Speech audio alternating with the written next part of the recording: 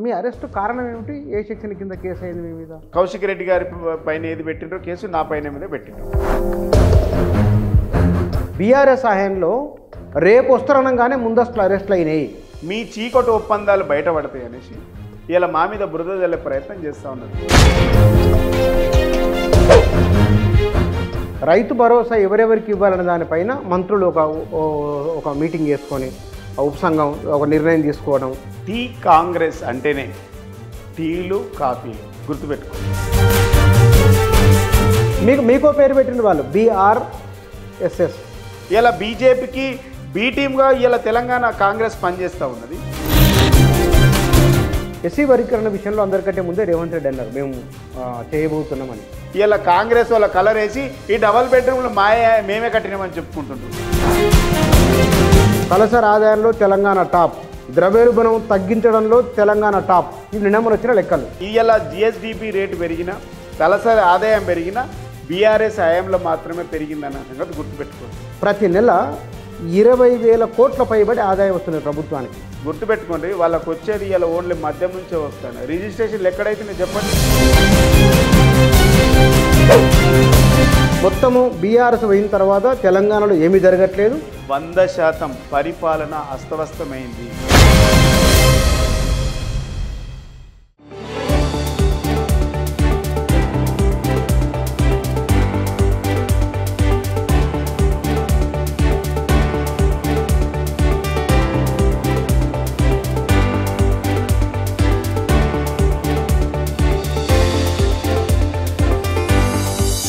నమస్తే. ఈ మధ్యకాలంలో బీఆర్ఎస్ నాయకుల అరెస్టుకు సంబంధించిన వార్తలు, ఆ డిస్కషనే మీడియాలో చాలా ప్రధానంగా వస్తూ ఉన్నది. రాజకీయ సర్కిళ్లలో చర్చ కూడా దానిపైనే ఉంది. మరి ఈ అరెస్టుల పరంపర ఎందుకు జరుగుతున్నది? అధికార విపక్షాల మధ్య ఆరోపణలు ప్రత్యారోపణల సంగతి ఎట్లా ఉన్నా సరే కానీ ఆ అంశాల వెనుక ఉన్న అతి కీలక అంశాలు ఏమిటి? వీటి గురించి మాట్లాడదాం. మన దగ్గర బీఆర్ఎస్ నాయకులు శ్రీనివాస్ గారు ఉన్నారు. వారు ఈ మధ్య అరెస్ట్ అయినరు. ఈ మొత్తం అంశాల గురించి వారిని అడిగి తెలుసుకున్నారు. శ్రీనివాస్ గారు నమస్తే. నమస్తే. మొదలు మీరు అరెస్ట్ అయ్యారు కదా, మీ అరెస్టు కారణం ఏమిటి? ఏ సెక్షన్ కింద కేసు అయింది మీ మీద? గమ్మత్ ఏంటంటే అది ఏ సెక్షనో తెలియదు. సెక్షన్ తెలియకుండా కేసు పెట్టారు. ఏ సెక్షనో తెలియదు. అసలు అరెస్టులో భాగమేందో తెలియదు. అసలు నా మీద ఎందుకు కేసు పెట్టిండ్రో కూడా తెలియదు. తీరా చూస్తే బంజారా హిల్స్లో ఆనాడు కౌశిక్ రెడ్డి గారు హరీష్ రావు గారి పైన సిద్దిపేటకు సంబంధించినటువంటి ఒక వ్యక్తి నా ఫోన్ ట్యాపింగ్ చేసిందని కంప్లైంట్ పంజగుట్ట PSలు ఇచ్చిండు. వెంటనే అసలు ఎంత ఫాస్ట్గా అంటే వెంటనే దాన్ని కేసు రిజిస్టర్ చేసిండు, FIR చేసిండు. అరే నా ఫోన్ కూడా మీ ప్రభుత్వం ట్యాప్ చేస్తుంది కదా అనేసి కౌశిక్ రెడ్డి హుజరాబాద్ ఎమ్మెల్యే ఏం చేసిందంటే మన బంజారా హిల్స్ పోలీస్ స్టేషన్లో కంప్లైంట్ ఇవ్వడానికి వెళ్ళేటప్పుడు భవన్లో మేము అందరం ఉంటే అందరం వెళ్దామని అంటే నేను ఆయనతో పాటు వెళ్ళినందుకు విజువలైజేషన్లో నేను వీడియోలో ఉన్నా అనేసి నా మీద పేరు మీద మీరు చాలా మంది ఉన్నారుగా? చాలా మంది ఉన్నారు, వాస్తవం 40-50 మంది ఉన్నారు. మరి మీ మీద ఎందుకు అన్న తెలియదు, అదే అంటున్నారు. మీరు మీ మీద పెట్టినమనేసి కేసు ఫైల్ చేసిండు. వాస్తవంగా ఏం కేసు అదంటే నేను ఆయనతో వెళ్ళినందుకు కేసు, విజువల్ ఆయనతో వెళ్ళే ఫోటోలు కనబడతా ఉన్నాయి. ఆ వెళ్ళినందుకు కేసు నా మీద ఫైల్ చేసిండు. దానికి బుచ్చన్న గారు అంతంగా అవసరం లేదు ప్రభుత్వానికి. ఒకవేళ మీరు మా మీద కేసు పెట్టాలనుకుంటే హంగామా ఆల్రెడీ కౌశిక్ రెడ్డి విషయంలో మీరు అన్న ఆ సందర్భంలో పెద్ద హంగామా జరిగింది కదా. మీ మీద కేసు హంగామా కంటే దాని ముందు జరిగిన హంగామా పెద్దగా ఉంది కదా. నేనేమంటున్నా, కేసు పెట్టిండ్రు కదా, కేసు హంగామా పోలీసులు చేస్తే కార్యకర్తలు చేయాల్సి వస్తుంది. ప్రభుత్వం అత్యుత్సాహంతో చేస్తున్నటువంటి ఈ అక్రమ కేసుల పరంపరలు ప్రభుత్వము ఒక స్పెషల్ ఇంట్రెస్ట్ కనబడతా ఉంది. కేసు పెట్టిండ్రు. నిజంగా అది ఇండ్లలోకి వచ్చి డోర్లు పలుగొట్టి కిటికీలు పలుగొట్టేంత సివియర్ కేసులుగా బుచ్చన్న గారు. తెలంగాణ ఉద్యమ సమయంలో కూడా ఇండ్లలోకి వచ్చి అరెస్ట్ చేసినటువంటి పరిస్థితి లేవు. ఎందుకు లేరు? మీరు కోదండరామన్ అరెస్ట్ చేయాలి, ఇంటికి పోయి కోదండరామ్ గారు అరెస్ట్ వేరు ఇలా, కానీ మా మీద జరుగుతున్నటువంటి దాడులు వేరు. అంటే ఏం తేడా ఏమిటి? తేడా ఏంటంటే చిన్న కేసు, పిట్టి కేసు. నిజంగా విజువలేషన్లో నేనున్నటువంటి కేసును నోటీసులు ఇచ్చి పిలవాలి, నోటీసులు ఇచ్చేసి పిలవాలి. నా మీద ఎఫ్ఐఆర్ అయిన సంగతి నాకు తెలియదు, నేను కేసు అందో తెలియదు. నువ్వు సడన్గా వచ్చి నువ్వు 4 గంటల రాత్రి వచ్చి డోర్లు కొట్టి తీయకపోతే ఫ్యామిలీని అంత ఇబ్బంది పెట్టి తీస్తావా లేదా అని బెదిరిస్తే ఏం తెల్లవారుజామున 4-5 గంటలకు వచ్చి నీకు ఫ్యామిలీ నిద్రలు ఉంటుంది, ఇంట్లో ఫ్యామిలీ ఉంటుంది, వయసులో పెద్దవాళ్ళు ఉంటారు, చిన్నపిల్లలు ఉంటారు, అసలు ఏం పద్ధతి ఇది? అరెస్ట్ చేసే విధానం ఇది కాదు కదా. నేనేమన్నా దొంగనా? మేమేమన్నా మావోయిస్ట్ తీవ్రవాదులమా? మేము అంటే అసాంఘిక శక్తులమా? యూనివర్సిటీలో చదువుకున్నాము, మేము పిహెచ్డి చేసినాము, 25 సంవత్సరాలు రాజకీయాల్లో ఉన్నాము, నీతిమంతమైనటువంటి రాజకీయాలు చేస్తున్నాము కదా. మీరు ఎవరిని పడితే వారిని తీసుకొచ్చి అరెస్ట్ చేసినట్టు అరెస్ట్ చేయడం అనేది దుర్మార్గమైనటువంటి చర్యలు. దాంట్లో తీసుకుపోయి మీరు ఇండ్లలోకి వచ్చి తీసుకుపోయే విధానం మొత్తం 13 నెలల కాలంలో ఇండ్లకే ఎత్తుకపోవడం ఉంది. అది అట్లా పెడితే తీసుకుపోయి అరెస్ట్ చేసి నన్ను తీసుకొచ్చి పోలీస్ స్టేషన్ తీసుకుపోయిండ్రు. పోలీస్ స్టేషన్ తీసుకుపోయిన తర్వాత కేసులన్నీ పెట్టేసిండ్రు. ఏం కేసు గదే, కౌశిక్ రెడ్డి గారి పైన ఏది పెట్టిండ్రో కేసు నా పైన మీద పెట్టిండ్రు. ఇలా గమ్మత్తు ట్విస్ట్ ఏంటంటే కౌశిక్ రెడ్డి గారు A1, A2 ఏమో మా ఖైరతాబాద్ ఇన్ఛార్జిగా ఉన్నటువంటి మిత్రులు గోవర్ధన్ రెడ్డి గారు, A3 నేను పెట్టిండ్రు. ఆయనకు బెయిల్ వచ్చింది ఫస్ట్, ఆయనకు రెండో ఆయనకు నోటీసులు ఇచ్చిండ్రు, మూడో ఆయన్ని అరెస్ట్ చేసిండ్రు. ఇదేమన్నా సంబంధం ఉందా అనిపించాను. ఫస్ట్ ఆయనకు బెయిల్ వచ్చినాక ఆటోమేటిక్గా రెండో ఆయనకు బెయిల్ వస్తుంది. A3 మీద ఎంత, A2 ఆయనకు ఏం చేసిండ్రు, నోటీసులు ఇచ్చిండ్రు, స్టేషన్ బెయిల్ ఇచ్చిండ్రు. నాకేమో అరెస్ట్ చేసిండ్రు. కారణం ఏమై ఉండొచ్చు తెలియదు. వీళ్ళు చేయాల్సినటువంటి పనులు చేయకుండా, ప్రజలకు ఇచ్చినటువంటి హామీలు ఇవ్వకుండా వదిలేసి గాలికి వదిలేస్తున్నారో, ప్రభుత్వాన్ని ఎవరైతే నిందిస్తూ ఉన్నారో, ప్రభుత్వాన్ని ఎవరైతే ప్రశ్నిస్తూ ఉన్నారో, ప్రజలకు ఇచ్చినటువంటి హామీల గురించి మాట్లాడితే వాళ్ళ మీద భూతద్దం పెట్టి చూసి కేసులు పెడతా ఉంది ప్రభుత్వం. నేను అంటున్నా, బీఆర్ఎస్ పార్టీ కార్యకర్తలకు, నాయకులకు, లీడర్లకు ప్రభుత్వము పెట్టే కేసులకు భయపడతామా? బీఆర్ఎస్ పార్టీ కార్యకర్తలకు కేసులేం కొత్తనా? ఆనాడు రాజశేఖర రెడ్డి ప్రభుత్వం నుంచి చంద్రబాబు నాయుడు, రాజశేఖర రెడ్డి, కిరణ్ కుమార్ రెడ్డి, రోషయ్య గారి ప్రభుత్వంని ఎదుర్కొని నిలబడి ఉద్యమాలు చేసి జైళ్లకు పోయి తెలంగాణ తీసుకొచ్చినటువంటి గట్స్ కార్యకర్తలకు, బీఆర్ఎస్ కార్యకర్తలకు ఉంది కదా. ఈ ప్రభుత్వం ప్రశ్నిస్తున్నందుకే కేసులు పెడుతుంది. ఒక్కటే మాట, ఇదే ప్రశ్న మీరు కాంగ్రెస్ నాయకులు మీపైన చేసి, మీరు అధికారంలో ఉన్నప్పుడు కాంగ్రెస్ నాయకులు ప్రశ్నించి ఎక్కడికి అరెస్టులు అని వాళ్ళు అన్నారు. గతంలో మీరు చేయలేదా? నేనేమంటున్నా, 6 గ్యారంటీలు అడుగుతున్నందుకు కేసులు పెడుతున్నారు. 420 హామీలు ఏమైనాయని అడుగుతున్నందుకు కేసులు పెడుతున్నారు. గురుకుల పాఠశాలలో 56 మంది విద్యార్థులు చనిపోయినరు, వాళ్ళ చావులకు ప్రభుత్వం కారణం అంటే కేసులు పెడుతుంది. గురుకులాలను విజిట్ చేయడానికి వెళితే మా మీద పోలీస్ పికెటింగ్ పెట్టి కేసులు పెడతా ఉంది. స్కూళ్ళల్లో జరుగుతున్నటువంటి విద్యార్థుల మరణాల మీద మాట్లాడితే మా మీద కేసులు పెడతా ఉంది. 1000కి పైగా విద్యార్థులు, గురుకులాల్లో చదువుకున్నటువంటి విద్యార్థులు అస్వస్థతకు గురై అనారోగ్యం పాలై 1000 మంది విద్యార్థులు అస్వస్థతకు గురై అడుగుతున్నందుకు కేసులు పెడతా ఉన్నది. ఈ హైదరాబాదు నగరంలో, తెలంగాణ రాష్ట్రంలో 3 గంటలకు ఒక రేపు జరుగుతూ ఉన్నది, 5 గంటలకు ఒక కిడ్నాప్ జరుగుతూ ఉంది, సగటున 7 గంటలకు ఒక మర్డర్ జరుగుతూ ఉంది, హత్య జరుగుతూ ఉంది. ఈ వీటి మీద మాట్లాడుతున్నందుకు మాత్రమే కేసులు పెడతా ఉన్నది. మీరు మంచిగా చేయండి పరిపాలన. మీకు ప్రజలు మీకు అధికారం ఇచ్చిండ్రు, మీరు పరిపాలన చేయాలి. మాకు ఇయ్యలేదు అధికారం, మీరు గొప్పలని ఇచ్చిర్రు అనుకో, పరిపాలన చేయాలి తప్ప ప్రశ్నిస్తున్నటువంటి ప్రతిపక్షాల మీద కుట్రలతోని అక్రమ కేసులు పెట్టి నిర్బంధిస్తే గమ్మతేందంటే ఇళ్లపైన దాడులు, పార్టీ ఆఫీసుల పైన దాడులు, మాట్లాడితే దాడులు, మాటకు మాట సమాధానం చెప్పలేక, రాజకీయంగా ఎదుర్కోలేక పోలీసులతోని కేసులు పెట్టించి, ఇలా వీళ్ళకి ఎదుర్కొనే సత్తా లేక కేసులు పెట్టించి పోలీసులతోని బెదిరింపు చర్యలకు పాల్పడుతూ అక్రమ కేసులు పెడతా ఉన్నది. మీరు అన్న ప్రశ్నకు సమాధానం చెప్తాం. ఈ వరుస అరెస్టులు అవుతున్నప్పుడు 2-3 కాంగ్రెస్ నాయకులు, మంత్రులు కూడా బీఆర్ఎస్ హయాంలో రేపు వస్తారనగానే ముందస్తు అరెస్టులు అయినాయి, కాంగ్రెస్ నాయకులపైన కేసులు అయినాయి. ఎందుకు? ఆ రోజు మేము ప్రశ్నించినందుకే అని వాళ్ళు అన్నారు. ఇవాళ మీరు అదే అంటున్నారు. మీరు అదే అంటున్నారు. వారు కాంగ్రెస్ వాళ్ళు ఇంకో మాట కూడా ఉన్నారు.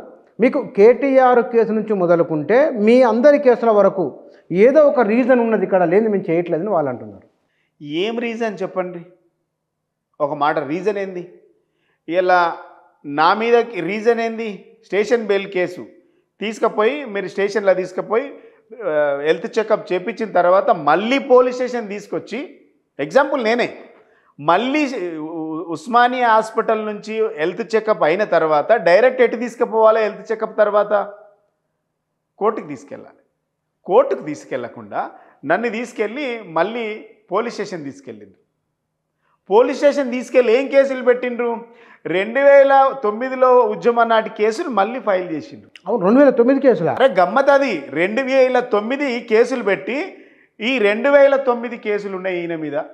హ్యాబిచువల్ అబెండెంట్ అంటే ఇదే పని, నాకు కొట్లాటలు జగడాలు చేయడము, ఇవన్నిటి ఈయనకు బెయిల్ ఇవ్వద్దు, ఈయన లోపట ఉండాలి, బయట ఉండు మంచిది కాదని అలా రాసి. అవును అవును అవును. పోయినసారి 10 ఏళ్లలో మీ మీద కేసులు తీయలేదు బీఆర్ఎస్. నేనేమంటున్నా, ఒకటే సంతకంతో రాష్ట్రంలో ఉన్నటువంటి ఉద్యమకారుల కేసులన్నీ కొట్టేసిండ్రు. మరి ఇంకెట్లా వచ్చి అంటే పోలీసులకు ఎంత అవగాహన ఉంది, ఈ ప్రభుత్వానికి ఎంత అవగాహన లోపం ఉంది అని అంటున్నా. మేము ప్రభుత్వము అధికారంలోకి రాగానే 2000 ఉద్యమం నాటి కేసులన్నింటినీ కొట్టేసిండ్రు. ఆ రోజు నా మీద 118 కేసులు 120 కేసులు ఉండే. నాతో పాటు యూనివర్సిటీలో చదువుతున్నటువంటి మన మిత్రులందరిపైన 120 కేసులు పై ఉండే. అందరి ఒకటే సంతకంతో కొట్టేసిండ్రు. అసెంబ్లీ సీఎం కూడా అయిపోయింది, కొట్టేసిండ్రు. అప్పటి నుంచి మేము పేసీ కానీ కోర్టు కానీ ఏం లేదు, క్లీన్ చిట్ ఇచ్చేసిండ్రు. ఏ పోలీస్ స్టేషన్లో నా పైన కేసులు లేవు. మళ్ళీ ఈ ప్రభుత్వం వచ్చినాక కూడా కేసులన్నీ కొట్టేయమని చెప్పింది కదా. 2009లో ఉన్నటువంటి ఇంకా వీళ్ళు కూడా ఒక డ్రామా ఆడిండ్రు కదా. అంటే మీరు డ్రామా ఆడితే వీళ్ళు డ్రామా ఆడారు. మేము డ్రామా ఆడాలి, మేము ఒరిజినల్ కదా. మేము ఉద్యమకారులం, ఒరిజినల్. వీళ్ళంతా డూప్లికేట్ కదా. బుచ్చన్న నీకు కూడా తెలుసు కదా. సాగరహారంలో ఉన్నారా? కాంగ్రెస్ ఉన్నారు. ఎవరున్నారు? క్యాబినెట్లు ఉన్న వాళ్ళు ఎంతమంది ఉన్నారు? పొన్నం ప్రభాకర్ గురించి నేను మాట్లాడతలేను. శ్రీధర్ బాబు ఉన్నాడు. అరే శ్రీధర్ బాబు వచ్చిండు ఎప్పుడైనా? ఎక్కడైనా వచ్చి కోమటిరెడ్డి వెంకటరెడ్డి ఉన్నాడు, కోమటిరెడ్డి వచ్చి, రాజగోపాల్ రెడ్డి ఉన్నాడు, రాజగోపాల్ వచ్చిపోయిండు, కోమటిరెడ్డి వచ్చిపోయిండు. వీళ్ళంతా రాజీనామా చేసిన వాళ్ళు కాదు కదా. నేను అందరూ నేను పేరు పెట్టట్లేదు కదా. ఎవరైతే లేరో నీకు తెలుసు, నాకు తెలుసు కదా. అయితే 2009లో మేము ప్రభుత్వం అధికారంలోకి వచ్చిన తర్వాత కొట్టేసినాం, అయిపోయింది. వీళ్ళు కూడా ఏదో తెలంగాణ రంగు బులుమాలనుకున్నారు. ఎందుకంటే తెలంగాణ రంగు బులుముకుంటేనన్నా మమ్మల్ని నమ్మే పరిస్థితి ఉంటుంది అనేసి అధికారంలోకి రాగానే మేము పెండింగ్ కేసులన్నీ కొట్టేస్తామని చెప్పింది కదా. మరి పెండింగ్ కేసులు మేము కొట్టేసిన కేసులే మళ్ళీ కొట్టేస్తామని చెప్పిండ్రు. పెండింగ్ కేసులు కొట్టేస్తామని రెండోసారి మీరు చెప్పినాక 2009 కేసులు పోలీసులకు ఎట్లా ఏ లెక్కన పెడతారు? అంటే పోలీసులు సమాచారం దగ్గర లేదు. అంటే ఎంత బ్లైండ్గా ఈ ప్రభుత్వం పనిచేస్తుంది, బ్లైండ్గా పోలీసు వ్యవస్థ పనిచేస్తుంది అనడానికి ఇది ఒక పెద్ద ఎగ్జాంపుల్. మరి మీరు అడిగింది వాళ్ళను? నేను కాదు, మా అడ్వకేట్లు అడిగింది, జడ్జి అడిగింది. ఏమన్నారు మరి? 2009 కేసులకు ఇప్పుడెక్కడే అని అన్నాడు. దానికి సమాధానం ఏం చెప్పి? సమాధానం వాళ్ళ దగ్గర లేదు. 2009 కేసులు ఎక్కడంటే వాళ్ళు చెప్పిండ్రు. ఆయన ఎస్సీ ఎస్టీ కమిషన్ చైర్మన్గా పనిచేసిండ్రు. 10 సంవత్సరాలు ప్రభుత్వం నుండు 2009 కేసులు 2014లోనే ప్రభుత్వం రాగానే మొదటి 2 నెలలు నేను కొట్టేసిండ్రు. ఇవన్నీ అబద్ధం అని చెప్తే వాళ్ళ దగ్గర ఆన్సర్ లేదు. అంటే ప్రభుత్వం ఎంత అంటే కసి తీర్చుకోవడానికి శత్రుత్వం పెంచుకున్నటువంటి మా పైన, మీ పైన ఎందుకంత శత్రుత్వం ఉంటుంది తెలియదు. బీఆర్ఎస్ పార్టీ నాయకులు, నేను పర్సనల్గా కాదు, ఇప్పుడు రీజన్ ఉండాలి కదా. బీఆర్ఎస్ పార్టీ నాయకుల పైన, ప్రభుత్వం పైన ఎవరైతే ప్రశ్నిస్తుండ్రో వాళ్ళపైన కేసులు పెట్టాలని వాళ్ళది ఒక డాటా పెట్టుకున్నారు. అంటే వీళ్ళు ఇన్ని తప్పుడు కేసులు, అబద్ధం కేసులు, తప్పుడు అబద్ధం. ఎన్ని తప్పుడు కేసులు ఇవి? 2009 కేసు ఉందా? అసలు ఆ కేసులు కొట్టేసిన సంగతి ప్రభుత్వం దగ్గర ఇన్ఫర్మేషన్ ఉందా? పోలీసుల దగ్గర ఇన్ఫర్మేషన్ ఉండాలి కదా. అంటే ఈ ప్రభుత్వము ఎంత కక్షపూరితమైనటువంటి, రాజకీయ కక్షపూరితమైనటువంటి వాతావరణంతో అరెస్టులు చేస్తుందో మీరు ఆలోచన చేయొచ్చు. రెండవది, కౌశిక్ రెడ్డి గారిది మొన్న జగిత్యాల్లో జరిగినటువంటి ఇన్సిడెంట్. కౌశిక్ రెడ్డి ఏం అడిగిండు? నువ్వు ఏ పార్టీలో గెలిచినావు, ఇలా నువ్వు ఈ పార్టీలో గెలిచి ఆ పార్టీలో, నీది ఏ పార్టీ చెప్పు అన్నాడు. కేసీఆర్ని తిడతా ఉంటే కేసీఆర్ని తిట్టడానికి కాదు కదా మీరు సమీక్షలు పెట్టుకునేది. ఈ ప్రభుత్వం ఈ 13 నెలల్లో బుచ్చన్న గారు 400 రోజులల్లా బీఆర్ఎస్ను తిట్టాలి, దేవుళ్ళ మీద ఒట్లు పెట్టాలి, ప్రజలకు హ్యాండ్ ఇవ్వాలి. ఇంతకు మించి ప్రభుత్వం ఏం చేయలే. అంటే ప్రతిపక్షాలకు తిట్లు, దేవుళ్ళ మీద ఒట్లు. వీళ్ళు ఏం చేసిండ్రు? ఏమన్నా చేసిండ్రా? మీరు ఇస్తామన్నటువంటి వాగ్దానాల గురించి మాట్లాడకుండా, మీరు చేస్తామన్నటువంటి వాగ్దానాల గురించి మాట్లాడకుండా మమ్మల్ని ఎందుకు తిడుతుండ్రు? అది కాదు, ఇలా దాని మీద ఎమ్మెల్యేని కూడా చూడకుండా ఎట్లా మొత్తం బీఆర్ఎస్ నాయకు ఇప్పుడు ఇవాళ మీడియాలో కనబడుతున్న పేర్లు, మొన్న తాజాగా జిల్లా కలిసిన పేరు మీ పేరు, ఎర్రల శ్రీనివాస్ పేరు మొన్న కలిసింది. అరెస్టు ఒక సంచలనం. తర్వాత కౌశిక్ రెడ్డి చుట్టుముట్టే మొత్తం ఏదో ఒక వివాదం నడుస్తున్నది. ఎందుకు ఇది? మొన్న మా వారి ఇంటికి వెళ్ళడం ఒకటి, నిన్న మళ్ళీ కరీంనగర్ జిల్లాలో జరగడం ఒకటి, ఇట్లా ఏదో సందర్భంలో ఆయన ఒకసారి చీర గాజులు పంపుతారు. ఈ ఏడాదిలో మొత్తం సంచలనాల కేంద్రంగా కౌశిక్ రెడ్డి ఉంటారంటే నేనేమంటున్నా బుచ్చన్న, ప్రభుత్వంపై ప్రశ్నిస్తుడు వీళ్ళకు నచ్చలేదు. ప్రభుత్వంపై ఎవరైతే ఇచ్చిన హామీల మీద మాట్లాడితే ప్రభుత్వానికి నచ్చట్లేదు. గురుకులాల విద్యార్థుల చావుల గురించి, రైతుల ఆత్మహత్యల గురించి, ఆటో డ్రైవర్ల ఆత్మహత్యల గురించి, నేతన్నల ఆత్మహత్యల గురించి మాట్లాడితే ఈ ప్రభుత్వం గిట్టడం లేదు. అంటే ప్రశ్నిస్తున్న వాళ్ళపైనే కేసులు పెడతా ఉన్నారు. సంజయ్ గారిని అడిగింది నీది ఏ పార్టీ చెప్పు అని అన్నాడు. నువ్వు ఈ పార్టీ గెలిచినావు, నీ పార్టీ పేరు చెప్పు అన్నాడు. మరి కాంగ్రెస్లో పోయిన లీడర్లు అందరికీ కూడా నేనేమంటున్నా, ఈ ఈడికెళ్ళి 10 మంది దొంగలు పోయినారు కదా. ఈ దొంగలు పోయిన మీ పార్టీలో నుంచి వెళితేనేమో అట్లా అంటారు, వేరే వాళ్ళు మీ పార్టీలోకి వస్తే వాళ్ళు దానికి వాళ్ళు ఉన్నతుల విను. ఇంతకుముందు చెప్పిన విషయం ఏంటంటే, ఆ రోజు గతంలో ఈ రాష్ట్రంలో బీఆర్ఎస్ తప్ప ఏ పార్టీ కూడా లేనటువంటి దుస్థితికి వెళ్ళిపోయింది. తెలంగాణ తల్లి విముక్తి జరిగింది కాబట్టి, తెలంగాణ రాష్ట్రం జరిగింది కాబట్టి, తెలంగాణ తల్లి రుణం తీర్చుకోవడానికి మేము తెలంగాణ బిడ్డగా ఈ గడ్డ మీద ఈ మట్టి మీద పుట్టినటువంటి బిడ్డలంగా రుణం తీర్చుకోవడానికి తెలంగాణ రాష్ట్రంలో కలిసి పనిచేయాలి, కేసీఆర్ గారితో కలిసి పనిచేయాలన్నటువంటి నినాదంతో జైన్ అయింది. మా తప్పులుంటే మన్నించండి, మేము సమాఖ్య రాష్ట్రంలో పనిచేసినాం, మేమేమన్నా పొరపాట్లు చేస్తుంటే మన్నించండి అని వచ్చిన వాళ్ళందరూ కూడా. మేము ప్రజల కోసం ఆనాడు మేము వ్యతిరేకంగా ఉన్నాం, మేము ఇప్పటికైనా ఈ తెలంగాణ రాష్ట్రంలో భాగస్వామ్యం కావాలనేసి వచ్చిన వాళ్ళు. ఇలా అన్నీ ఉన్నాక పోయినరు అంటే డెఫినెట్గా పొలిటికల్ అవకాశవాదులు. మీ పార్టీలో జైన్ అయిన వాళ్ళు తెలంగాణ ఉద్యమంలో ఉన్నారా ఏమన్నా? కొంతమంది అందరు కాదు, కొంతమంది. చిన్న ఆ రోజు తెలంగాణ ఉద్యమం నడిచినాడు వీళ్ళన్నీ సమాఖ్య పార్టీలు ఉన్నారు. తెలంగాణ రాష్ట్రం వచ్చింది, రాదనుకున్నటువంటి తెలంగాణ వచ్చింది. కాంగ్రెస్ వాళ్ళ మాటలో ప్రజాపాలన కోసం పోయినామేమని వాళ్ళు చెప్తారు కాబట్టి. ప్రజాపాలన ఉండాలి కదా బుచ్చన్న, ఎక్కడుంది ప్రజాపాలన? ఆ విషయానికి వస్తే మీరు గమనిస్తలేరు. ప్రజాపాలన నేనేమంటున్నా, ప్రజాపాలన అని పేరు చెప్పి వీళ్ళు వచ్చిండ్రు. గమ్మత్ ఏంటంటే ఇష్యూ డైవర్ట్ అయిపోయాయి. 6 గ్యారంటీలు సోనియం ఇస్తే 7వ గ్యారంటీ తెలంగాణలో ప్రజాస్వామ్య పాలన అందిస్తామని చెప్పిండు. అదే కదా, ప్రజాస్వామ్య పాలన అందిస్తామని చెప్పినటువంటి ముఖ్యమంత్రి రేవంత్ రెడ్డి గారు, మా పాలనలో ముళ్ళ కంచెలు ఉండవు, నిర్బంధాలు ఉండవు, అరెస్టులు ఉండవు, అక్రమ నిర్బంధాలు ఉండవు అని చెప్పినటువంటి ఈ రాష్ట్ర ముఖ్యమంత్రి గారు, ఈ కాంగ్రెస్ పార్టీ ప్రభుత్వం ఇవన్నీ చెప్పి అధికారంలోకి వచ్చింది. ప్రజా దర్బార్ నిర్వహిస్తా అని చెప్పిండ్రు. ఎన్ని రోజులు నిర్వహించారు బుచ్చన్న ప్రజా దర్బార్? రెగ్యులర్ నడుస్తున్నట్టుంది కదా. ఎవరు నడిపిస్తున్నారు? నేనే దగ్గరుండి నిర్వహిస్తా అని చెప్పిండు. 2 సార్లు ముఖ్యమంత్రి వచ్చిండు, 2 సార్లు మంత్రి వచ్చిండు, 2 సార్లు ప్రిన్సిపల్ సెక్రటరీ వచ్చిండు. ఈరోజు 13 నెలల నుంచి కేవలం అవుట్సోర్సింగ్లో పనిచేసేటువంటి ఎంప్లాయీస్ మాత్రమే దరఖాస్తులు తీసుకునేటువంటి పరిస్థితి. మీరు ఏ రోజైతే నిర్వహిస్తుండ్రో రోజు వెళ్ళండి, అక్కడ నడుస్తుందా, ఎంతమంది వస్తున్నారు, ఎన్ని అప్లికేషన్లు వచ్చినాయి, అప్లికేషన్ వచ్చిన వాటి సంఖ్య ఎంత, వాటికి ప్రభుత్వం నుంచి రిప్లై ఇచ్చినటువంటి సమస్యల పరిష్కారానికి ఇచ్చినటువంటి అప్లికేషన్ల సంఖ్య ఎంత, ఈ ప్రభుత్వం దగ్గర డాటా ఉందా? 13 నెలల కాలంలో ఎన్ని అప్లికేషన్లు వచ్చినాయి, ఎన్ని సమస్యల పరిష్కారం జరిగిందో డాటా ఉందా ఈ ప్రభుత్వం దగ్గర? అయితే ఇవాళ మీ దగ్గరకు వచ్చే ముందే పేపర్ చూసినాను, 50,000 ఉద్యోగాలు భర్తీ చేసినాం ముఖ్యమంత్రి అన్నమాట. తర్వాత కృష్ణా జలాల వివాదం పైన డిస్కషన్స్ అవుతూ ఉన్నాయి. అది 2023 జల వివాదాల చట్టమా లేకపోతే విభజన చట్టం అంటే తెలంగాణ ప్రయోజనాలకు అనుగుణంగానే వెళ్తున్నాము, ఈ 2 అంశాలు అందులో ఉన్నాయని చెప్పి ఇరిగేషన్ మంత్రి అన్నారు. తాము హామీ ఇస్తే తిరుగులేదని ముఖ్యమంత్రి అన్న సువర్ణ రేఖ అని కూడా అన్నారు. మరి ఇచ్చిండ్రు, హామీలు ఇచ్చిండ్రు కదా, 6 గ్యారెంటీలు ఇచ్చిండ్రు. ఎన్ని అమలైనవి? ఎన్ని అమలైనవి? రైతు భరోసా ఎందుకు ఇవ్వాలి ఇప్పటి వరకు? 26 నుంచి ఇస్తామన్నారు. 13 నెలలు అయింది కదా. ఏడా బుచ్చన్న గారు వీళ్ళు అధికారంలోకి రావడానికి ముందు వీళ్ళు వాగ్దానం చేసింది, వెంటనే రుణమాఫీ చేస్తాం 2 లక్షలు, పెద్దమ్మ తీసుకపో బ్యాంకులకై తెచ్చుకపో అని చెప్పింది. 2 లక్షల రుణమాఫీ 41 లక్ష మంది రైతులకు ఇస్తామని చెప్పిండ్రు.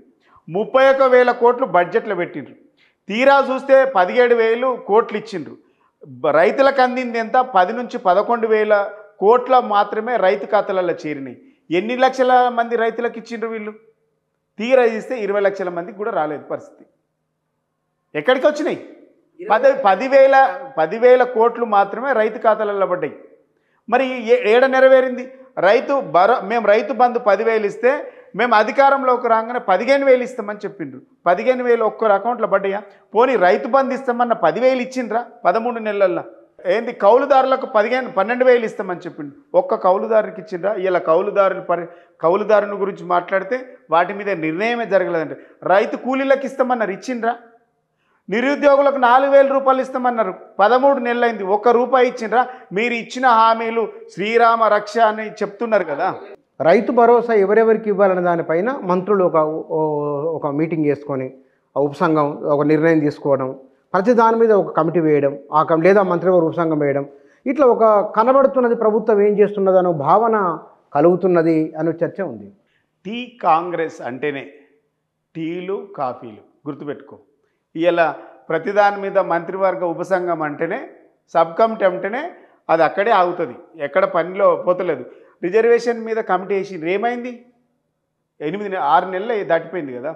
రిజర్వేషన్ అమలు జరగాలని సుప్రీంకోర్టు తీర్పిచ్చింది కదా. ఎందుకు జరుగుతలేదు? ఎందుకు ముంగట పోతుంది? దానికి అడ్డం ఎవడన్నా ఉన్నాడా? అన్ని పార్టీలు ఏకగ్రీవంగా తీర్మానం చేసినాయి కదా. వీళ్ళు ఎవరు అడ్డం దానికి?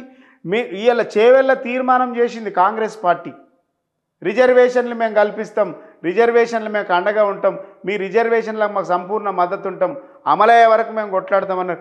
సుప్రీంకోర్టు ఇచ్చిందండి. సుప్రీంకోర్టు న్యాయ నిపుణులే 5 ధర్మాసనంతో కూడినటువంటి సభ్యులు తీర్పిచ్చిండ్రు. ఏమని? ఇది ధర్మమైనటువంటి పోరాటం, నీ న్యాయమైనటువంటి పోరాటం మీ రాష్ట్రం చేసుకోవచ్చు అని ఇచ్చింది. దీనికి ఎవరు అడ్డం పడుతున్నారు అంటున్నా? ఇన్ని రోజులేమో కేంద్రం అడ్డం పడ్డదనేసి మాటలు చెప్పి దాటవేసిండ్రు. ఇలా కేంద్రమే క్లియర్ ఉంది కదా, ఇలా సుప్రీంకోర్టే తీర్పిచ్చింది కదా. మీ రాష్ట్రాలు చేసుకొని అసెంబ్లీ నిండు సాక్షిగా మీరు ప్రామిస్ చేసిండ్రు. ఏమని? మేము ఖచ్చితంగా నెల రోజుల లోపల మేము ఇది రిజర్వేషన్ అమలు పరిచి తీరుతామని చెప్పిండ్రు. ఇంకో మాట ఏమన్నాడు? ఇప్పుడు జరగబోయేటువంటి ఈ ఉద్యోగ నియామకాల్లో కూడా అవకాశాలు కల్పిస్తామన్నారు. కానీ దాన్ని ఆపలేదు. నేను చెప్పనివ్వండి, ఇవాళ దాంట్లో ఏం చేసిండ్రు? కనీసం మొన్న జరిగినటువంటి ఉద్యోగ అవకాశాలలో కూడా రిజర్వేషన్లు ఆపకుండా దాన్ని కంటిన్యూ చేసి ఇలా రిజర్వేషన్ పొందేటువంటి వాళ్లకు నష్టం చేసింది ప్రభుత్వం. రెండోది వాగ్దానం చేసిండ్రు అసెంబ్లీ సాక్షిగా ముఖ్యమంత్రి గారు, బెనిఫిట్ షోలు ఉండేయని చెప్పిండ్రు. మళ్ళీ తెల్లారే వారం 10 రోజులకే మళ్ళీ ఇంకో సినిమా వస్తే దానికి స్పెషల్ షో అని ఇచ్చిండ్రు. మళ్ళీ కోర్టు మొట్టికాయలు ఇస్తే ఇలా వెనక్కి తగ్గి. ఇప్పుడు వర్గీకరణ విషయానికి వద్దాం. వర్గీకరణ విషయానికి వస్తాం అంటే మీరు వాక్యం కంప్లీట్ చేయండి. ఇప్పుడు వర్గీకరణ విషయం మీరు బెనిఫిట్ షోలు అన్నారు, ఇలా మళ్ళీ చేసుకోవచ్చు స్పెషల్ షో అన్నారు. అంటే మీరు మేనిఫెస్టోలో పెట్టేటువంటి వాటి మీద మీకు శుద్ధశుద్ధి లేదు, మీరు మేనిఫెస్టోలు చేసేటువంటి మీద శుద్ధశుద్ధి లేదు. ఇలా అసెంబ్లీ నిండు సాక్షిగా జాబ్ క్యాలెండర్ అన్నారు, 2 లక్షల జాబ్ క్యాలెండర్ అన్నారు. 2 లక్షల జాబ్ క్యాలెండర్ వచ్చిందా? Jobless calendar Buchanna, job calendar కాదు, జాబ్లెస్ క్యాలెండర్. మీకు ట్రైనింగ్ ఇచ్చారా బాగా? టీ కాంగ్రెస్ టీలు కాఫీలు అని. వాస్తవం కదా, అంటే కొంచెం సెటైరికల్ డైలాగులు. టీ కాంగ్రెస్ అంటే తెలంగాణ ఉద్యమం వల్ల టీలు కాఫీలు స్నాక్స్.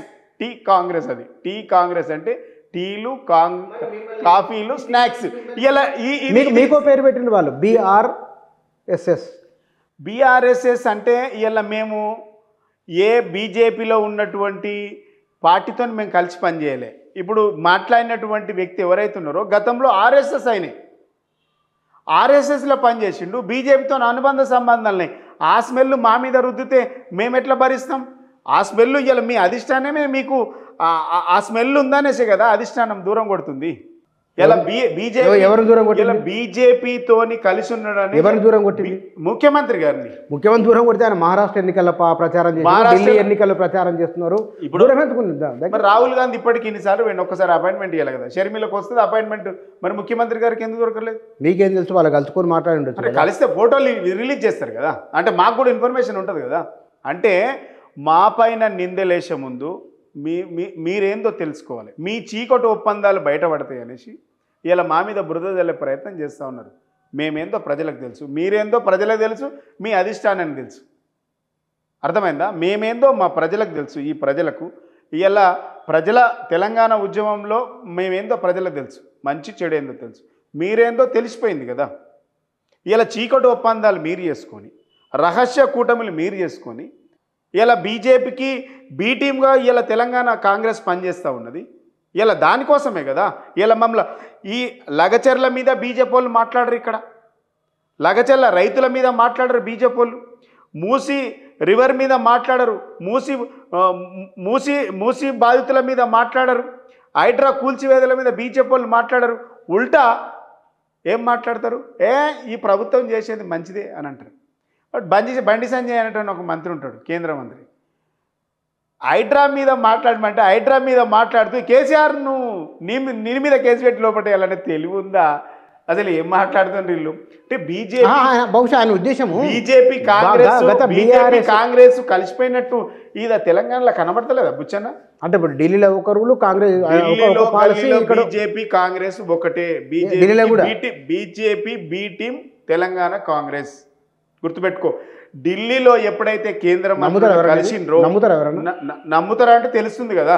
ఒక్క బీజేపీ వాళ్ళన్నా ఈ రాష్ట్రంలో జరుగుతున్నటువంటి పరిణామాల మీద ఒక్క బీజేపీ లీడర్ ఈ 13 నెలల్లో మాట్లాడిండా?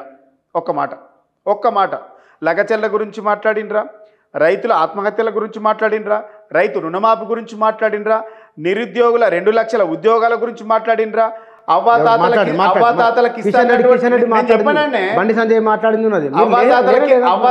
ఇస్తాన్నటువంటి 4,000 రూపాయల పింఛన్ గురించి మాట్లాడిండ్రా? నిరుద్యోగ భృతి 4,000 రూపాయల గురించి మాట్లాడిండ్రా? ఇలా రైతు భరోసా 15,000 గురించి మాట్లాడిండ్రా బీజేపీ వాళ్ళు? మిమ్మల్ని ప్రశ్నిస్తే వాళ్ళు ఏం అడగనట్లు మిమ్మల్ని ప్రశ్నించిన అంతే కదా. మరిగా బండి సంజయ్ క్వశ్చన్ చేయడం మీరు డైజెస్ట్ చేసుకోవాలి. నేనేమంటున్నావు, బండి సంజయ్ అంటాడు, మాట్లాడుతూనే ఉంటాడు. బండి సంజయ్ ఇది సీరియస్గా తీసుకోరు ప్రజలు. బండి సంజయ్ మాట్లాడుతూనే ఉంటాడు. ఆయన ఏం మాట్లాడుతుండో ఆయనకే తెలియదు, ఆయన మాట్లాడేది ఆయనకే తెలియదు, ఆయనకే అర్థం కాదు, వేరే విషయం. నేనేమంటున్నా, ఈ రాష్ట్రంలో ఇంత పరిణామం జరుగుతుంటే కూడా బీజేపీ పార్టీ ఎందుకు స్పందించది అంటున్నా. బీజేపీ కాంగ్రెస్ మిలాఖత్ కాకపోతే ఎందుకు మాట్లాడది? అక్రమ అరెస్టుల గురించి ఎందుకు మాట్లాడది? ఇలా రగచెల్ల రైతుల గురించి ఎందుకు మాట్లాడరు? హైడ్రా బాధితుల గురించి ఎందుకు మాట్లాడరు? 56 మంది విద్యార్థులు చనిపోతే ఎందుకు మాట్లాడరు? ఎందుకు మాట్లాడది ఈ ప్రభుత్వం మీద ఎందుకు మాట్లాడది? బీజేపీ కూడా ప్రతిపక్ష పార్టీ కదా. అంటే మిమ్మల్ని బీఆర్ఎస్ఎస్ అన్నందుకు మీరు బీజేపీ కాంగ్రెస్ ఒకటని మీరు అంటున్నారేమో. బీజేపీకి be team Telangana Congress party. మేము కాదు అది పబ్లిక్ అర్థమవుతుంది. మీరు ఎస్సీ వర్గీకరణ గురించి మాట్లాడుతున్నారు కదా. ఎస్సీ వర్గీకరణ విషయంలో అందరికంటే ముందే రేవంత్ రెడ్డి అన్నారు మేము చేయబోతున్నామని. ఒక కమిషన్ వేసినారు, కమిషన్ అభిప్రాయం తీసుకు చేస్తున్నారు. దానికి తప్పేది ఉంది? బుచ్చన్న గారు, దేనికైనా కొంత సమయం ఉంటుంది, ఎవరికైనా పేషెన్స్ ఉంటుంది. అసెంబ్లీ సాక్షిగా ముఖ్యమంత్రి గారే ప్రామిస్ చేసిండు. ఇది కూడా నేనే చేయించిన ఆయన ఖాతాలు వేసుకున్నాడు. అన్ని రాష్ట్రాలు ఎట్లయితే ఆ కేసులో ఇన్ఫ్లూడ్ అయినాయో మన రాష్ట్రం కూడా అట్లా ఇన్ఫ్లూడ్ అయి ఉన్నది. గతంలోనే ఎలక్షన్కి ముందే అది ఇన్ఫ్లూడ్ అయింది. దాంతోపాటు ఈ ప్రభుత్వం వచ్చినాక అడ్వకేట్ని పెట్టిండ్రు. ఇది కూడా ఆయన ఖాతాలు వేసుకున్నాడు. గమ్మత్ ఏంటంటే ఏ పని చేసి అయినా గతంలో 35,000 ఉద్యోగాలు మేము ఇచ్చినవి కూడా నేనే ఇచ్చినని ఆయన ఖాతాలు వేసుకున్నాడు. జూ పార్క్ దగ్గర ఒక ఫ్లైఓవర్ ఉంటుంది. అది బీఆర్ఎస్ ప్రభుత్వం హయాంలో స్టార్ట్ అయింది, ఫైనల్ స్టేజ్లో ఉంది. ఇది మేమే స్టార్ట్ చేసి ఇది రాజశేఖర్ రెడ్డి గారి యొక్క ఆలోచన విధానం, మేమే దీన్ని శంకుస్థాపన చేసినామని చెప్పిండు. అంటే ఇక ఎక్కడ చెప్పాలి ఏం కథ? మేము కట్టే బిల్డింగులకు రంగులు వేసుకుంటున్నాం. డబల్ బెడ్రూమ్లు మిలిగిపోయినటువంటి డబల్ బెడ్రూమ్లకు ఇలా కాంగ్రెస్ వాళ్ళ కలర్ వేసి ఈ డబల్ బెడ్రూమ్లు మేమే కట్టినామని చెప్పుకుంటుండ్రు. ఏమన్నా ఉందా బుచ్చన్న? కనీసం చెప్పడానికన్నా ఉండాలి కదా, చెప్పడానికన్నా. ఇలా హైదరాబాద్లో ఉన్న రోడ్లన్నిటికీ కానీ ఒక మాట హైదరాబాద్లో ఉన్నటువంటి బిల్డింగ్లకు ఫైనల్ స్టేజ్లో ఉన్నటువంటి బిల్డింగ్లు అన్నిటికీ కలర్ వేసి ఇలా అవి కూడా నేనే కట్టించినాను ఖాతాలు వేసుకుంటుండ్రు. ఏం చెప్తాం ఇక? కానీ రెండు విషయాలు ఉన్నాయి ఇక్కడ. బీఆర్ఎస్కు అవకాశం లేకుండా రైతుల విషయంలో కాంగ్రెస్ పార్టీ జనవరి 26న రైతు భరోసా, ఇప్పటికే 21,000 కోట్ల రూపాయల రుణమాఫీ, ఏకకాలంలో 2 లక్షలు. ఈ 2 లక్షలు ఈ దేశంలో ఎవరూ చేయలేదు, కాంగ్రెస్ పార్టీ చేసిన రేవంత్ రెడ్డి అంటున్నారు. బీఆర్ఎస్కు అవకాశం లేకుండా చేస్తున్నాం కాబట్టి తమ పనితీరును తట్టుకోలేక వారు మాట్లాడుతున్నారు కాబట్టి అరెస్ట్ అని వారు అంటున్నారు. ఏం చేసిర్రు మీ పనితీరు? మీ పనితీరు మేము చూసి తట్టుకోలేక ఈర్ష్యపడుతున్నామా? ఈ రాష్ట్రంలో బుచ్చన్న, ఈ రాష్ట్రంలో లా అండ్ ఆర్డర్ ఉందా? కంట్రోల్ ఉన్నదా? సగటున 3 గంటలకు ఒక రేప్ జరుగుతుంది, 5 గంటలకు ఒక కిడ్నాప్ జరుగుతుంది, 7-8 గంటలకు ఒక హత్య జరుగుతుంది. మహిళలపైన అత్యాచారాలు పెరిగినాయి. బస్సులలో పోయేటువంటి డ్రైవర్లు మహిళలపైన అత్యాచారాలు చేసే పరిస్థితి ఏర్పడ్డది. ఇలా ఆటోలు తీసుకొని మహిళలు ఎవరన్నా బయటకు వెళ్తే ఆటో డ్రైవర్లు, నిన్ననే పేపర్లో చూసినాం, ఈరోజు పేపర్లు వచ్చింది, ఇంజనీరింగ్ కాలేజ్ విద్యార్థి పైన ఒక ఆటో డ్రైవరు అత్యాచారం చేసినట్టుగా. ఎక్కడుంది లా అండ్ ఆర్డర్లు? ఉందా? పోలీసులు రోడ్ల మీద ట్రాఫిక్లో ఉన్నారా? రోజు ఎంత జామ్ అవుతుంది? పొద్దున్న 9-8 గంటల నుంచి 11 గంటల దాకా, సాయంత్రము 6 గంటల నుంచి 9 గంటల దాకా రోడ్ల మీద పోలీసులు ఉంటుండ్రా? లా అండ్ ఆర్డర్ ఉందా? ట్రాఫిక్తో ఉద్యోగస్తులు ఎంత ఇబ్బంది పడుతుండ్రు? లా అండ్ ఆర్డర్ కంట్రోల్ ఉందా? 22% క్రైమ్ రేటు పెరిగింది. కేవలం ఇది ఈ సంవత్సరంలో ఎస్సీ ఎస్టీల పైన అట్రాసిటీ కేసుల సంఖ్య పెరిగింది. ఎందుకు? లా అండ్ ఆర్డర్ కంట్రోల్లో. బీఆర్ఎస్ ఉన్నప్పుడు దాడులన్నీ ఎస్సీ ఎస్టీల మీద ఇప్పుడు అవుతున్నాయి. అందరి తలసరి ఆదాయం పెరుగుదలలో తెలంగాణ టాప్, తలసరి ఖర్చు పెట్టడంలో తెలంగాణ టాప్, తలసరి ఆదాయంలో తెలంగాణ టాప్, ద్రవ్యోల్బణం తగ్గించడంలో తెలంగాణ టాప్. ఇవి నిన్న వచ్చిన లెక్కలు. నేనేమంటున్నా, 60 సంవత్సరాల, మీరు గుర్తుపెట్టుకోండి, 60 సంవత్సరాల సమైక్య రాష్ట్ర పాలనలో 5 లక్షల కోట్లు ఖర్చు పెట్టింది. 4,93,000 కోట్లు ఈ రాష్ట్రానికి ఖర్చు పెడితే 4,93,000 కోట్ల రూపాయలు ఈ రాష్ట్రానికి తెలంగాణ ప్రజలకు ఖర్చు పెడితే 10 సంవత్సరాల తెలంగాణలో 13 కోట్ల రూపాయలు, 13 లక్షల కోట్ల రూపాయలు ఖర్చు పెట్టింది ఈ ప్రజల కోసం. ఇలా మీరు ఏడాది పాలనలో మీరు ఏం చేసిండ్రు అంటే 60 ఏళ్లలో జరగనటువంటి అభివృద్ధి 10 సంవత్సరాలలో జరిగింది. ఇలా జిఎస్డిపి రేటు పెరిగినా, తలసరి ఆదాయం పెరిగినా బీఆర్ఎస్ హయాంలో మాత్రమే పెరిగిందన్న సంగతి గుర్తుపెట్టుకోండి.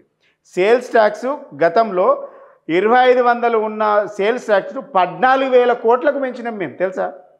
రిజిస్ట్రేషన్ల ఆదాయాన్ని 2,000 నుంచి 13,000 కోట్లకు పెంచినాం. ఎక్కడికి వెళ్ళొచ్చింది? గది కదా మాట్లాడుకోవాలి. అంటే ఇప్పుడు కాంగ్రెస్ వాళ్ళు ఏం చేసిరు అంటున్నా. మీరు నేను ఒక మాట చెప్పాను. రీసెంట్గా వచ్చిన లెక్క, ప్రతి నెల 20,000 కోట్ల పైబడి ఆదాయం వస్తుంది ప్రభుత్వానికి. వీళ్ళు కూడా పెంచుకున్నట్లే కదా? లేదు కూర్చొన్న, ప్రతి నెల వస్తున్న ఆదాయం ఇది తప్పు. ఆదాయం తగ్గింది, ఆదాయం పెంచే పరిస్థితులు దాటిపోయింది. ఈ రాష్ట్రానికి దాదాపుగా మేము ఈ 10 సంవత్సరాలల్లో 5 లక్షల కోట్ల రూపాయల 4,17,000 కోట్ల అప్పు అయితే వీళ్ళు 7 లక్షలు 8 లక్షలను లెక్కలేసిండ్రు. కానీ ఈ రాష్ట్రానికి గత ప్రభుత్వం సంపాదించినటువంటి ఆస్తులు ఏంటంటే 50,000 లక్షల కోట్లు 10 ఏళ్లలో. ఏ లెక్క మీద 50 లక్షల కోట్ల? మీరు మొత్తం చెక్ చేసుకోండి.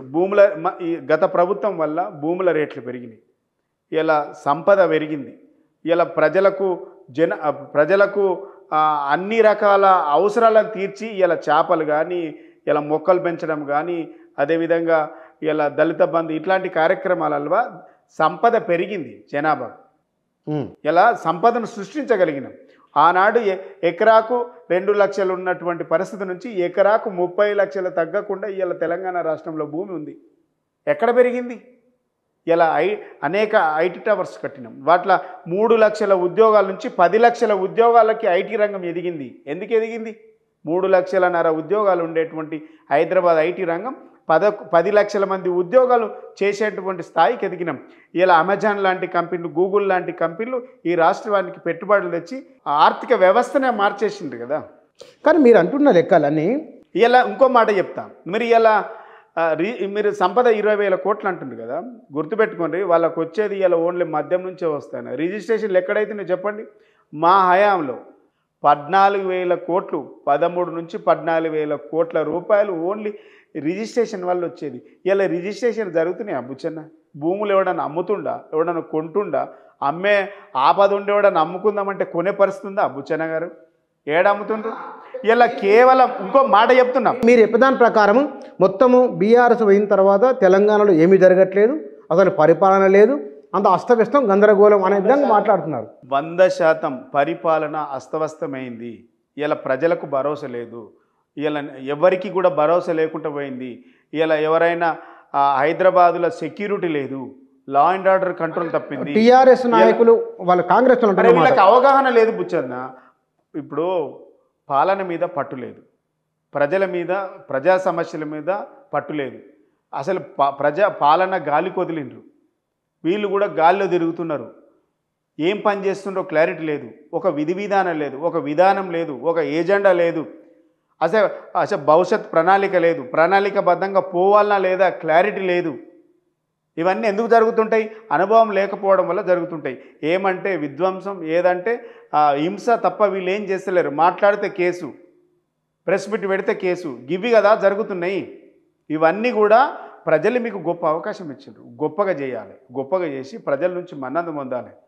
మేము ఎందుకు మాట్లాడతామండి? మీరు కరెక్ట్. ఇలా మేము ఎందుకు ఈ బాధ ఉంటుందంటే, తెలంగాణలో భాగస్వామ్యమై కొట్లాడి తెచ్చినాం. ఇలా తెలంగాణలో విచ్ఛిన్నం అవుతుంటే, హింస పెట్టరేగుతుంటే, శాంతి భద్రతలు నెలకొల్పాల్సినటువంటి ఇలా ఈ పోలీసు వ్యవస్థ లేకుంటే ఈ ప్రభుత్వం శాంతి భద్రతలు సన్నగిల్లుతుంటే ఈ రాష్ట్రంలో పెట్టుబడులు తగ్గిపోయినాయి. పెట్టుబడులు రావడానికి ఆలోచనలు పడ్డాయి. దావోస్ ముఖ్యమంత్రి రేవంత్ రెడ్డి తొలి 2-3 నెలలలో ఆయన ఇతర దేశాలకు పర్యటనకు వెళ్ళినప్పుడు వచ్చిన పెట్టుబడులు సుమారుగా 40,000 కోట్ల రూపాయలు. అవి గ్రౌండింగ్ అయినాయి. మొన్న రీసెంట్గా పేపర్లు వచ్చినాయి. మళ్ళీ ఆయన త్వరలో సింగపూర్ వెళ్తున్నారు, మరిన్ని పెట్టుబడులు రాబోతున్నాయి. 40,000 పెట్టుబడులని వీళ్ళు అంటున్నారు, 40,000 కోట్లు, 40,000 కోట్లు అని వీళ్ళు అంటున్నారు. అక్కడ తీరా చూస్తే 12,000 కోట్లు కూడా రాలేదనేసి పేపర్ చెప్తుంది. మరి నిజంగా 40,000 కోట్లు వస్తే మరి ఏ కంపెనీకి భూమి పూజ చేసిండ్రు, ఎవరు వచ్చిండ్రు, దాని ఇన్వెస్ట్మెంట్ ఏడికలు వచ్చింది? అసలు పెట్టుబడులు సత్యరాజాలు వచ్చిపోయినరు. మరి పెట్టుబడులు పెట్టి ఇన్ని రోజులల్లా, ఈ 13 నెలలల్లా 401 రోజుల ప్రభుత్వం ఏర్పడి 401 రోజు దాటింది. ఈ 401 రోజుల ఎక్కడైనా ఒక మంచి కార్యక్రమానికి భూమి పూజ జరిగిందా? ఈ ప్రభుత్వానికి మా ప్రియారిటీ ప్రోగ్రామ్ గీదని ఈ ప్రభుత్వం చెప్పగలిగిందా? ఈ ప్రజలకు ఇచ్చేటువంటి ఒక మంచి భరోసా కార్యక్రమం గీదని ఈ ప్రభుత్వం చెప్పగలిగిందా? ప్రజలకు పనికొచ్చేటువంటి ఒక మంచి కార్యక్రమం, మంచి పథకం తీసుకొచ్చిందా? ఏం తీసుకొచ్చి? మీరు ఏ మంచి చూడట్లేదు కదా, మొత్తం నెగిటివ్ చూస్తున్నారు. దాంట్లో ఏ ఒక్క పాజిటివ్ చెప్పు, నీ పాజిటివ్ చెప్పు. నువ్వే కాంగ్రెస్ తరపున అడుగుతున్నావు కదా. మీరే కాంగ్రెస్ తరపున. మీరు 1,00,000 రూపాయల రుణమాఫీ అన్నారు. ఆ 1,00,000 రూపాయల రుణమాఫీ అది సరిగా జరగలేదు. వీళ్ళు 2 లక్షల రుణమాఫీ అన్నారు, 20,000 కోట్లు మాఫీ చేసినారు. అంటే సగం మందికి చేస్తామని చెప్తున్నారు. వారు 6 గ్యారెంటీలు అన్నారు. మీరు ఆ మాట మీద ఉండండి, అదే మాట మీద ఉండండి. ఇప్పుడు మీరు కాంగ్రెస్ అనుకో, నేను బీఆర్ఎస్ అనుకో, ఎగ్జాంపుల్ అట్లా అనుకోండి. ఇద్దరం కలిసి 2 కెమెరాలు పట్టుకొని కొండారెడ్డిపల్లెకే పోదాం. ఆల్రెడీ మనం అరే అట్లా కాదన్నా, కొండారెడ్డిపల్లెకే పోదాం. అక్కడ సాయిరెడ్డి చచ్చిపోయింది కదా, ఈ సాయిరెడ్డి ఎందుకు చచ్చిపోయింది అని అడుగుదాం. కొండారెడ్డిపల్లెలో ఈ సాయిరెడ్డి ఎందుకు చచ్చిపోయింది అని అడుగుదాం. ఈ కొండారెడ్డిపల్లెలో ఎంతమందికి రుణమాఫీ జరిగిందని అడుగుదాం. ఒకవేళ 100% అయిందనుకో, నేను నీకు సారీ చెప్పి అన్న నాకు తప్పైందని ఆనే చెంపలేసుకొని వస్తా. ఈ మాటకు సిద్ధమంటే పోదాం. ఈ రాష్ట్రంలో ఏ ఊరికన్నా పోయి 100% జరిగింది అని అంటే నేను రాజకీయాల నుంచి వదిలేస్తా. 100% జరిగింది అని అంటే అరే నేను కాదు, ఇప్పుడు నువ్వు నీకు అడుగుతున్నా. 100% జరగలేదనే విషయం ప్రభుత్వమే ఒప్పుకున్నది. వారు ఏమన్నారు, సగం చేసినాము, మరికొక సగం చేయబోతున్నాం, డబ్బులు లేవు అంటే పోయిన గవర్నమెంట్ గత ప్రభుత్వం చేసిన అప్పులకు అసలు మిత్తిలు కట్టడం కోసమే అప్పులు చేయాల్సి వస్తున్నది. నిధులు సమీకరణ చేసుకొని రైతు భరోసాను, రైతు రుణమాఫీ త్వరలో చేయబోతున్నామని 12,500 రూపాయలు రైతు పిల్లలకు ఇవ్వబోతున్నాం అంటున్నారు. ఆ మాట చెప్తా బుచ్చన్న. గత ప్రభుత్వం చేసిన అప్పులు కడుతున్నాం ఈ రాష్ట్రం మొత్తం అప్పుల పాలైంది అని చెప్పి ఈ రాష్ట్రానికి ఎవడు అప్పు ఇవ్వకుండా అయిపోయాడు, ఎవడు పెట్టుబడి పెట్టకుండా అయిపోయాడు. నెంబర్ 1. ఈ రాష్ట్రానికి వీళ్ళు గత ప్రభుత్వాన్ని అప్పులు కడుతున్నాం అన్నది కేవలం 2,900 కోట్లు మాత్రమే. వీళ్ళు చెప్తున్నది అబద్ధం. మొన్న హరీష్ రావు గారు అసెంబ్లీలో క్లియర్గా చెప్పిండ్రు. ఇంకోసారి అప్పు గురించి మాట్లాడితే మీకు నేను కేసేస్తా అని చెప్పిండు. రెండవది, మా మీద వీళ్ళు అప్పులు కడుతున్నాం అంటుండ్రు కదా, 10 సంవత్సరాలలో మా అప్పంతా 4,17,000 కోట్లు. ఓకే, 4,17,000 కోట్లు 10 సంవత్సరాల అప్పు. గత అప్పు వీళ్ళు అధికారంలో కాంగ్రెస్ మాకు ఇచ్చే నాటికి 62,000 కోట్ల అప్పు బాకీ ఉందన్న. ఓకే, రెండవది, ఈ 13 నెలల్లో ఈ ప్రభుత్వం చేసినటువంటి అప్పు జనవరి నాటికి 1,40,000 కోట్లు. ఈ 1,40,000 కోట్ల అప్పుతోని ఏం సాధించింది, ఏం ఉద్ధరించిందో చెప్పు. మరి 1,40,000 కోట్లు అప్పు తెచ్చిండ్రు బుచ్చన్న ఇప్పటి వరకు. నిన్నగాక మొన్న మా జైరాబాద్ దగ్గర 400 ఎకరాలు అమ్మి 10,000 కోట్ల అప్పు తెచ్చుకున్నారు, భూమి అమ్మి. ఈ 1,40,000 కోట్ల అప్పు నన్ను చెప్పని అన్న, ఈ ప్రభుత్వం కూడా నేనేమంటున్నా, 1,40,000 కోట్లు అప్పు చేసి మేము అప్పే చేయమన్నారు కదా. మీరు ఏడాదికి 1,40,000 కోట్ల అప్పు చేస్తే సగటున మీరు 5 సంవత్సరాలకు ఎంత చేస్తారన్నట్టు 6 లక్షల చిల్లర అప్పు చేయబోతుంది ఈ ప్రభుత్వం. ఇప్పుడు బీఆర్ఎస్ ఉన్నప్పుడు బీఆర్ఎస్ అప్లై చేసింది. వాళ్ళు అన్నది అదే, గత ప్రభుత్వం అప్పులకు మిత్తిలు కట్టడం కోసమే అసలు కట్టడానికి అప్పు చేస్తాం అన్నారని చెప్పి మిత్తిలు ఎంత కడుతుందో ప్రభుత్వము చర్చకు రావాలి. చర్చ ఆల్రెడీ పెట్టిండ్రు వాళ్ళు, దాని శ్వేతపత్రం విడుదల మాట్లాడదు. కేటీఆర్ విషయంలో రోజుకో డెవలప్మెంట్, రోజుకో వార్త రెగ్యులర్గా వస్తున్నాయి. ఏం జరగవచ్చు అని అనుకుంటున్నాను. కేటీఆర్ గారిది విషయానికి వస్తే ప్రభుత్వము కక్షపూరితంగా రాజకీయ దురుద్దేశంతో అక్రమంగా కేసులు పెడతా ఉంది. ఇది క్లియర్. ఎందుకంటే అందరి మీద కేసులు పెడుతుంది. ఇలా కేసీఆర్ గారి మీద కూడా కేసులు పెడతా ఉంది ఉద్దేశపూర్వకంగా. హరీష్ రావు గారి పైన కూడా పెట్టిండ్రు కేసులు. ఫోన్ ట్యాపింగ్ మీద ఎవరో ఆకాశరామన్న కంప్లైంట్ ఇస్తే తీసుకొని ఇలా పెద్ద కంప్లైంట్ రాసిండ్రు. దాని విషయం మళ్ళీ నేను తర్వాత మాట్లాడతాను. ఇలా ఉద్దేశపూర్వకంగా కేసులు పెడతా ఉన్నారు. మేము ఇచ్చేటువంటి కంప్లైంట్లు మాత్రం తీసుకోవట్లేదు ప్రభుత్వం. ఇలా కేసులు నిజంగానే తీసుకోవాలనుకుంటే మా పైన దాడులు జరుగుతున్నప్పుడు, మా పార్టీ ఆఫీసుల పైన దాడులు జరుగుతున్నప్పుడు మేము కేసులు పెడితే తీసుకోవాలి కదా. ప్రభుత్వం మేము ఇచ్చేటువంటి కంప్లైంట్లు తీసుకోవట్లేదు. ఎవరో ఆకాశరామన్న కంప్లైంట్లు ఇస్తే కూడా తీసుకొని మా మీద కేసులు పెడుతుంది. ఇలా కేటీఆర్ గారి విషయానికి వస్తే ఇలా ఏదైతే ఈ ఫార్ములా, ఇలా హెచ్ఎండిఏ నుంచి పోయినటువంటి నిధులు ఇలా ఈ ఫార్ములా కంపెనీకి క్లియర్గా చెక్ రూపకంగా అమౌంట్ బ్యాంకు దీంట్లో అవినీతి జరిగిందన్నది అబద్ధం. ఇలా కరప్షనే జరగలేదు. కరప్షన్ బ్యూరో విచారణ చేయడమే నిజంగా చాలా బాధాకరం. ఇది ప్రభుత్వం కేవలం ఉద్దేశపూర్వకంగా మాత్రమే బీజేపీ కాంగ్రెస్ ఇద్దరు ఒకటై బీఆర్ఎస్ పార్టీని ఇబ్బంది పెట్టడానికి, మా క్యాడర్ని ఇబ్బంది చేస్తున్నటువంటి పెద్ద కుట్ర, రాజకీయ కుట్ర. అంటే హరీష్ రావు గారి కేసు కూడా అదేనా? ఏ కేసు అయినా, హరీష్ రావు గారి పైన అయినా, కేటీఆర్ గారి పైన అయినా, కేసీఆర్ గారి పైన అయినా, నా మీద అయినా, మా నాయకుల మీద, ఎవరి మీద అయినా ఉద్దేశపూర్వకంగా రాజకీయంగా ఎదుర్కోలేక కక్షపూరితంగా ఇలా కసి పెంచుకొని మమ్మల్ని ఇబ్బంది పెట్టడానికి, మమ్మల్ని ప్రశ్నిస్తున్నందుకు, ప్రతిపక్షాలైన మేము మీరు ఇచ్చినటువంటి హామీలు అమలు చేయట్లేదని అడుగుతున్నందుకు డైవర్ట్ పాలిటిక్స్ చేయడానికి మాత్రమే ఈ ప్రభుత్వం బీజేపీ పార్టీతో కుమ్మక్కై మా మీద అక్రమ కేసులు పెడుతుంది. ఎన్ని కేసులు పెట్టినా, ఎంత నిర్బంధాలు పెట్టినా డెఫినెట్గా ప్రజల పక్షాన కొట్లాడతాం, ప్రజల కోసమే కొట్లాడతాం, ప్రజల తరపున కొట్లాడతాం, డెఫినెట్గా నిలదీస్తూనే ఉంటాం, ప్రశ్నిస్తూనే ఉంటాం. Thank you. వాస్తవానికి బీఆర్ఎస్ నాయకులు ఈ ఏడాది 13 నెలల కాలంలో అధికార విపక్షాల మధ్య అప్పులు, ఆస్తులు, అరెస్టులు ఇవి కొనసాగుతూ ఉన్నాయి. నిజాలు ఏమిటనేది ఓట్లేసిన ప్రజలకు అన్ని వారు ఎవరి పక్షాన, ఎవరి మాటలో నిజమెంత ఉంది, ఎవరి పనితీరు ఏమిటనేది ప్రజలు గుర్తిస్తారు. Thank you.